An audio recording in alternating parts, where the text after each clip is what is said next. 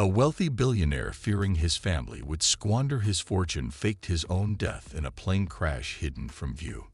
He watched his heirs struggle and fight over his wealth, waiting to see who would honor his legacy and who would tear it apart. Count Luca, a billionaire, was getting older and began to worry about what would happen after he died. He wondered about his legacy, questioning who would manage the wealth he had worked so hard to build. Would his family use his fortune wisely and grow his businesses, or would they spend it all carelessly? Count Luca had a large family with 2 wives and 6 children, and he wasn't sure if they would handle his wealth responsibly or waste it all. To find out, the billionaire came up with a clever plan. He decided to fake his own death in a plane crash. This way he could secretly observe how his family would manage his money and businesses without him, allowing him to see who was truly worthy of inheriting his fortune.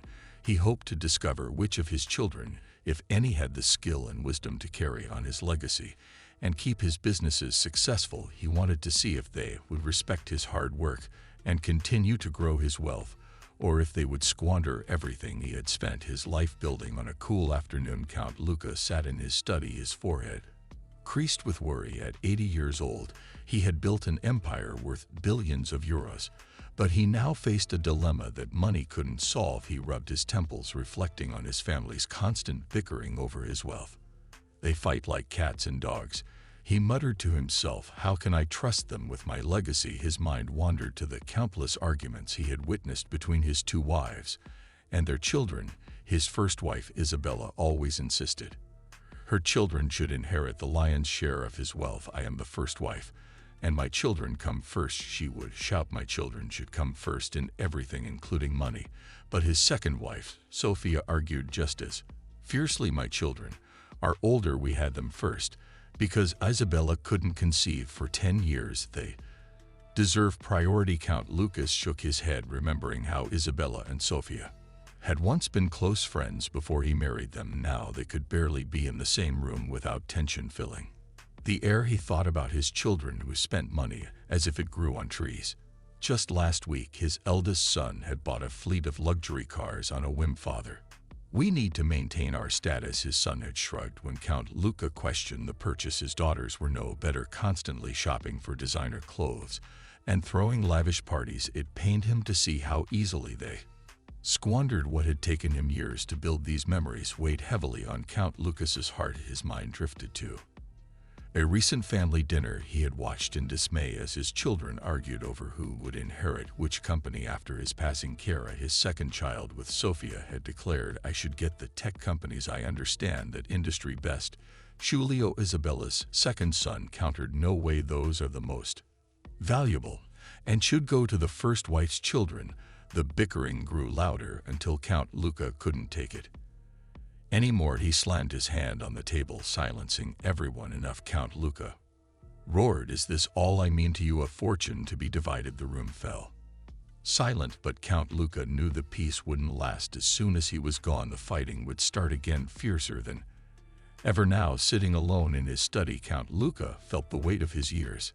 He had worked tirelessly to build his wealth, starting with nothing and growing it into a vast fortune. The thought of his family squandering it all made his chest tighten with anxiety. There must be a way, he murmured, rubbing his temples, a way to ensure my legacy is protected. He thought about his youngest child, Enzo, who, unlike his siblings, seemed to have a good head on his shoulders.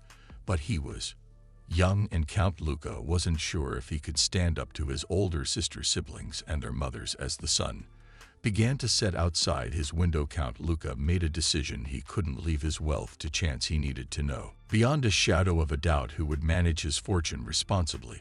I need to see for myself, he said aloud. I need to know what they'll do when they think I'm gone. With that thought, a plan began to form in his mind. It wouldn't be easy to carry out, but he had to try for the sake of his legacy and the empire he had built. From nothing, he had to know the truth about his family. That evening, Count Lucas sat on his sprawling balcony overlooking the lush gardens of his estate. The sun was setting, painting the sky in hues of orange and purple, but he barely noticed the view. His mind was consumed with worry, his brow furrowed in deep thought. If I die now, he muttered to himself, who will manage my legacy? He shook his head, remembering the constant fights between his children over even the smallest things, money and possessions. They can't even agree on who gets to use the pool first, let alone manage billions. He stood up and started pacing, his mind racing. He needed to know how they would handle his wealth if he wasn't around to keep them in check. Suddenly, an idea struck him. It was outrageous, perhaps even a bit cruel, but it might be the only way to see their true colors. What if I fake my own death?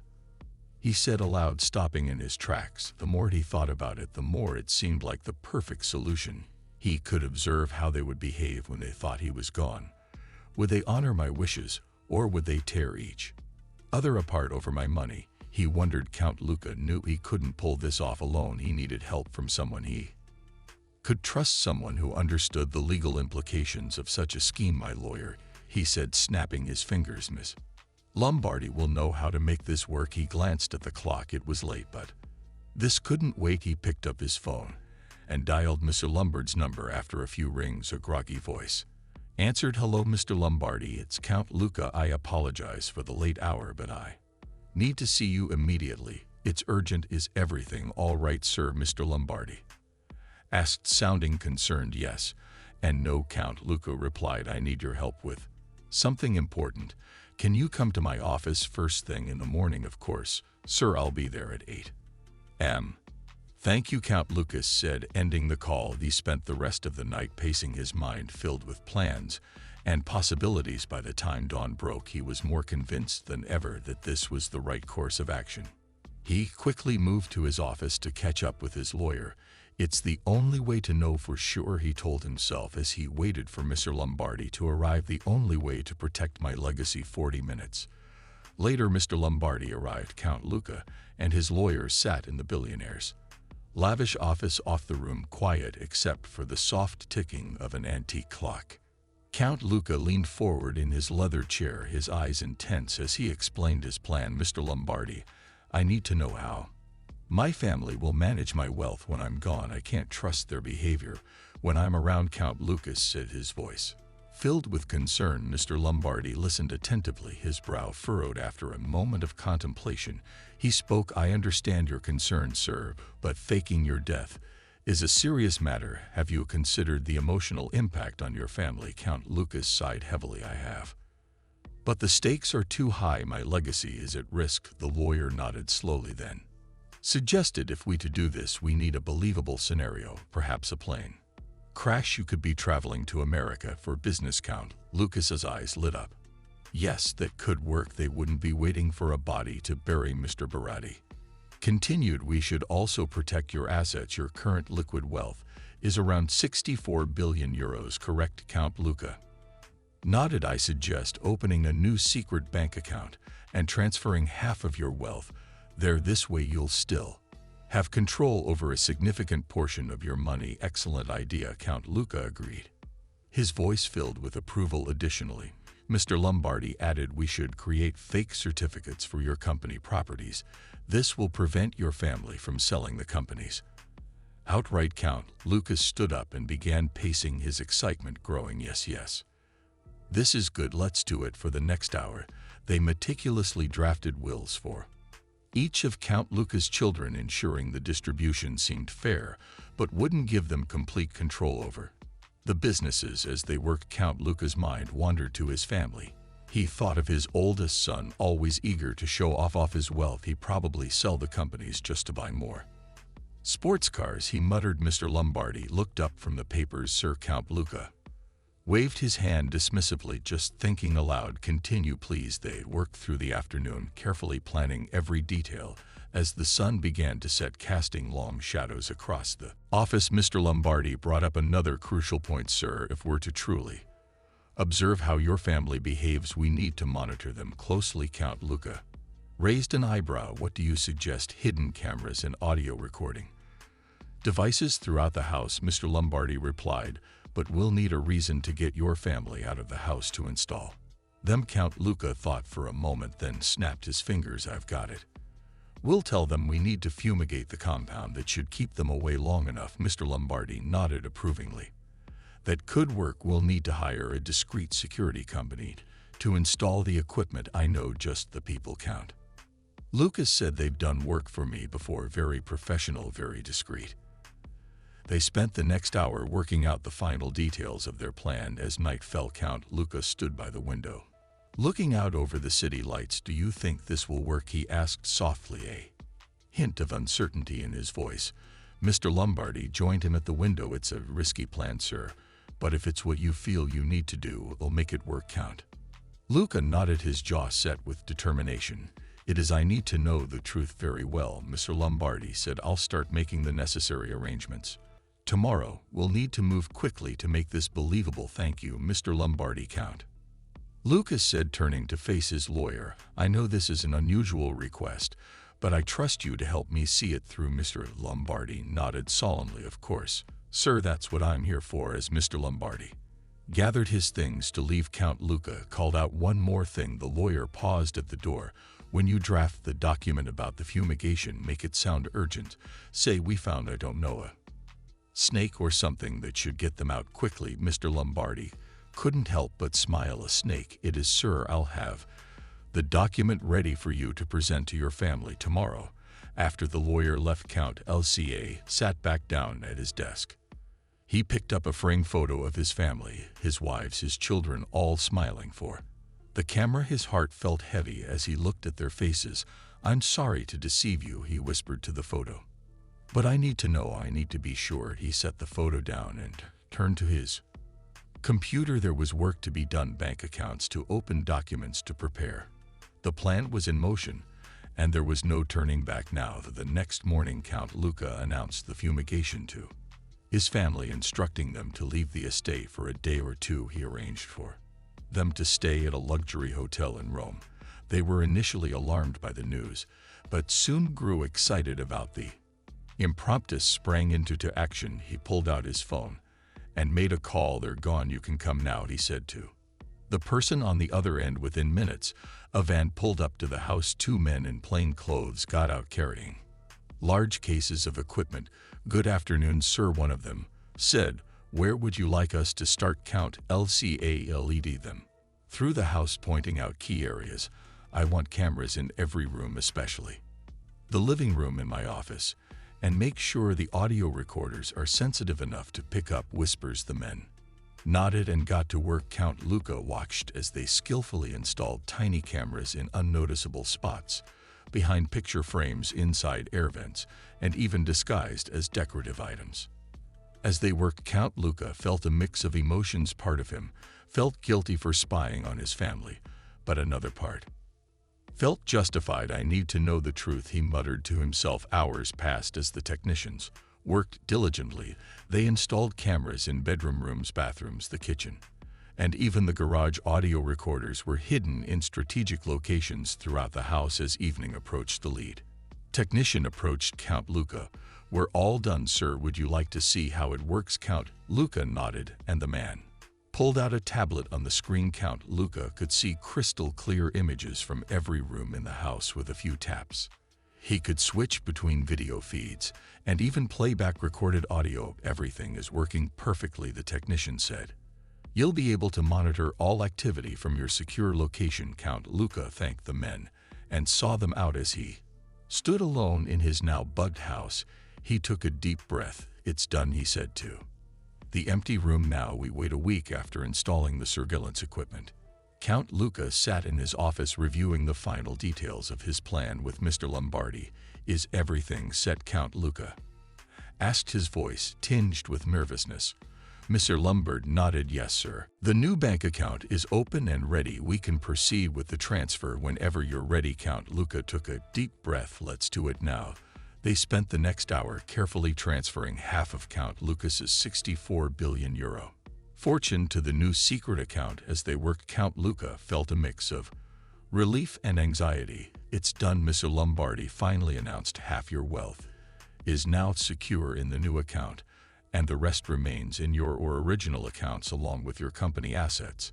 Count Luca nodded. Good. Now for the next step. 2 days later, in the early morning, Count Luca gathered his family in the living room. He put on his best businessman face and announced, I have some news. I'll be traveling to the USA tomorrow for a week-long business summit. His children's reactions were mixed. Marco, his eldest, perked up. "Can I come with you, Dad? I'd love to see New York." Again, Count Luca shook his head. "Not this time, son. It's a serious business meeting, not a vacation." Chiara, his daughter, pouted. "But Dad, you promised we'd go shopping this weekend." "I'm sorry, sweetheart," Count Lucas said, trying to sound genuinely regretful. "We'll do it when I get back, okay?" His wives exchanged glances. Isabella, his first wife, spoke up. "A whole week, that's quite long for a business trip, isn't it?" Count Luca nodded. "It's an important summit. Many big deals could be made." Sofia, his second wife, asked, "Will you be all right by yourself for so long?" "Don't worry about me," Count Luca assured her. "I'll be fine." He then pulled out his phone. "Now let me transfer some money to keep you all comfortable while I'm gone." As he tapped on his phone, making the transfers, he watched his family's faces light up. Enzo, his youngest son, looked concerned. "That's a lot of money, Dad. Are you sure?" Count Luca patted Enzo's shoulder. "It's fine, son. I want you all to be comfortable." After the transfers were complete, the family dispersed, chattering excitedly about their plans for the week. Count Luca retreated to his room, his heart heavy. Later that night, as the house slept, Count Luca packed a small bag. He wasn't really going to the USA, but to a nearby house he had secretly rented there. He would monitor his family's actions through the hidden cameras. As he zipped up his bag, he paused, looking at a family photo on his nightstand. "I hope I'm doing the right thing," he whispered to himself. The next morning, the day of Count Luca's supposed departure arrived. The air was thick with a mixture of excitement and sadness. As the family gathered to see him off, dressed in a sharp suit, Count Luca stood in the driveway with his luggage. "Take care, Dad," Marco said, giving his father a quick hug. "Don't forget to bring us souvenirs." Chiara chimed in, her eyes sparkling with anticipation. Count Luca smiled, his heart heavy with the deception. "Of course, I won't forget." Isabella and Sofia approached him. Isabella straightened his tiger face, a mask of concern. "Remember to eat well and get enough rest." Sofia nodded in agreement. "And call us when you land, okay?" "I will." Count Luca promised, knowing he wouldn't be making that call. As the driver loaded his luggage into the car, Count Luca's eyes fell on Enzo, who stood quietly observing the scene. There was a thoughtful look in the boy's eyes that made Count Luca wonder if he suspected something. "Enzo, come here," Count Luca called. When Enzo approached, he put a hand on his shoulder. "Take care of your mothers and siblings while I'm gone, okay?" Enzo nodded solemnly. "I will, Dad. Have a safe trip," with final waves and goodbyes. Count Luca got into the car. As they drove away, he watched his family grow smaller in the rearview mirror, his heart filled with a mix of determination and guilt. The driver, unaware of Count Luca's true plans, chatted about the weather and traffic on the way to the airport. Count Luca responded with non-committal grunts, his mind focused on the task ahead. At the airport, Count Luca went through the motions of checking in, always keeping an eye out for his lawyer, Mr. Lombardi. After about 30 minutes, he spotted Mr. Lombardi in the crowd. "Everything said?" Count Luca asked in a low voice as they met. Mr. nodded. "The house is ready, sir. Shall we go?" They slipped out of the airport unnoticed and drove to the rented house. It was a modest property, nothing like Count Lucas's villa, but it would serve its purpose. Inside, they found new staff, a cook and a maid who had been carefully vetted by Mr. Lombardi. "Remember," Count Luca told them, "absolute discretion is crucial." The next day, the plan was set in motion. Mr. Lombardi made the call to Count Luca's family, informing them of a tragic plane crash involving their father's flight. Through the hidden cameras, Count Luca watched his family's reaction. There were cries of shock and disbelief. Isabella collapsed into a chair while Sofia burst into tears. The children looked stunned, unsure how to react. But as the days passed, Count Luca noticed a change. The grief seemed to fade, quickly replaced by something else. Anticipation. By the end of the week, life at the villa had largely returned to normal. Then came the calls. First it was Isabella, his first wife. Count Luca listened as she spoke to Mr. Lombardi on the phone. "It's been a week now," she said, her voice firm. "When can we discuss the will?" "As the first wife, I need to know what provisions have been made for me and my children." Barely an hour later, Sofia made a similar call. "Mr. Lombardi, we need to move forward. The children are asking about their inheritance. When can we meet to go over the will?" Mr. Lombard's Response was the same to both. Madam, it's customary to wait at least 6 months before reading the will. We're still in a period of mourning, but neither wife was satisfied with this answer. Mourning? Isabella scoffed. Count Luca is gone. We need to think about the living now. The businesses need to be managed. Decisions need to be made. Sophia was equally insistent. 6 months is too long. We can't put our lives on hold. Count Luca would have wanted us to move forward. Count Luca watched all of this unfold on the monitors, his face a mix of disappointment and resignation. Only Enzo seemed genuinely grief-stricken, often sitting alone in his room or walking in the garden lost in thought. After these calls, Mr. Lombardi came to see Count Luca at the rented house. Sir, your family is quite insistent about the will. What do you want to do? Count Luca sighed heavily. I've seen enough, Lombardi. They're not even pretending to mourn anymore. All they care about is the money. He paused, his eyes hardening with resolve. Fine, Leighton. Give them what they want. Prepare the fake documents we discussed. We'll distribute half of the wealth as we planned. Mr. Lombardi nodded, a hint of sadness in his eyes. Very well, sir. I'll make the arrangements. As Mr. Lombardi left, Count Luca turned back to the monitors on the screen.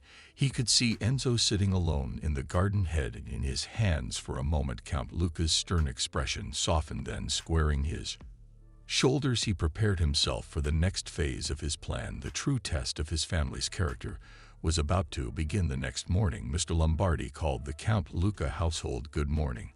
This is Mr. Lombardi. I'm calling to inform you that we're ready to read. Count Luca's will please gather the family at the main house tomorrow at 10 o'clock a.m.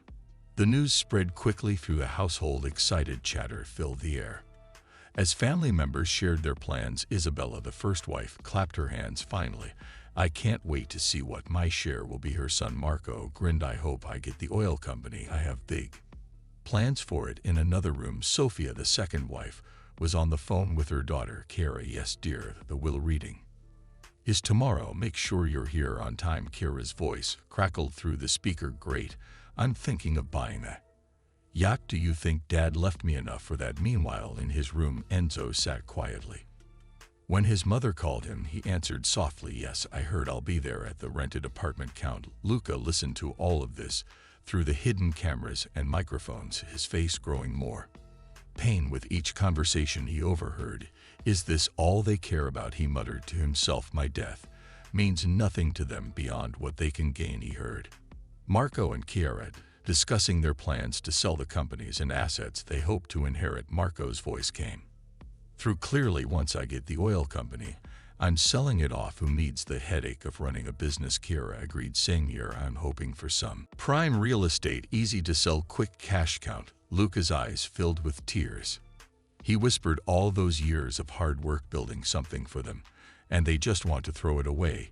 He listened as his wives argued over who should get the larger share, each citing her position as first or second wife. I was with him the longest. Isabella insisted I deserve the lion's share. Sophia countered, but I gave him children first. Surely that counts for something. As the day wore on, Count Luca's sorrow turned to bitter disappointment. He had hoped that at least some of his family would show interest in continuing his legacy and building on what he had created. Instead, all he heard were plans to sell, spend, and squander.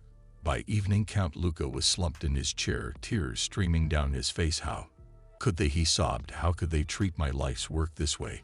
He thought of the decades he had spent building his empire, the sacrifices he had made, and now it seemed it would all be for nothing. As night fell, Count Luca composed himself. He picked up the phone to call Mr. Lombardi. Tomorrow, he said, his voice heavy with emotion. We go ahead with a plan. Let them have half. Let's see what they do with it. On the day of the will reading, tension filled the air as Count Lucas's family gathered in the main house. They sat nervously, eagerly awaiting the lawyer's arrival. Meanwhile, at his rented apartment, Count Luca spoke with Mr. Lombardi on the phone. Are you ready? Count Luca asked, his voice heavy with emotion. Yes, sir, I'm on my way now. Are you sure you want to go through with this? Mr. Lombardi replied. Count Luca sighed deeply. Yes, I need to see how they'll handle this. Wealth proceed as we planned. When Mr. Lombardi arrived at the family house, he found everyone seated, their eyes following his every move. He cleared his throat and began, "Good day, esteemed family members of the late Count Luca. I'm here to read the details of his will and the distribution of his assets." Isabella, the first wife, leaned forward eagerly. "Finally, Leighton, hear it then," she said, barely hiding her excitement. Mr. Lombardi continued explaining how Count Luca's initial €2 billion investment from a diamond sale had grown to €32 billion over 40 years. He listed the various companies and their values. The oil refinery company, initially €250 million, now worth €7.5 billion. Real estate holdings from EUR 150 million EUR to €4 billion. Technology ventures from €100 million to 100 million E6 Billionaire. As he spoke, the family members exchanged glances, their eyes wide with anticipation. Marco, the first child of the second wife, whispered to his sister, "Chiara, just imagine what we could do with all that money after listing all the assets totaling €32 billion. Mr. Lombardi moved on to the distribution. "I will now read how Count Luca has chosen to divide his wealth among you," he said. He started with the wives. Isabella received €625 million in total, including a villa and luxury cars. Sophia, the second wife, got €519 million worth of assets, including a villa and luxury cars. Isabella couldn't hide her displeasure. "Why does she get almost as much as me? I was his first wife," she complained loudly. Mr. Lombardi ignored her outburst and continued with the children's shares. Marco received the oil refinery company and other assets, totaling €17 billion. His eyes lit up as he heard the figures. "Yes, I knew Dad would give me the big one," he exclaimed, already dreaming of how he'd sell it off. "Chiara got the technology ventures and assets worth €36 billion. She squealed with delight. "I can buy that yacht now and so much more." The twins, Andrea and Pau, each received assets worth EUR 563 million. They high-fived each other, grinning widely. Amara, looking distracted, barely reacted as she was awarded €47 million in assets. Her mind seemed elsewhere, possibly on her next splurge. Finally, Mr. Lombardi reached Enzo, the youngest. "Enzo, you will receive the hospitality and tourism business valued at €700 million, along with other assets totaling €737 million. The room fell silent. Enzo's share was significantly smaller than his siblings. He nodded quietly, his face unreadable. Sophia, Enzo's mother, stood up angrily. "This can't be right. Why does Enzo get so much less than the others?" Mr. Lombardi raised his hand to calm her. "These are Count Luca's wishes as stated in his will. I'm merely the messenger." As Mr. Lombardi distributed the documents, the family members barely glanced at them, too excited about their newfound wealth. Only Enzo carefully read through his papers, his brow furrowed in concentration. Marco laughed, slapping Enzo on the back. "Don't worry, little brother, your measly millions will still buy you a nice life." Enzo didn't respond.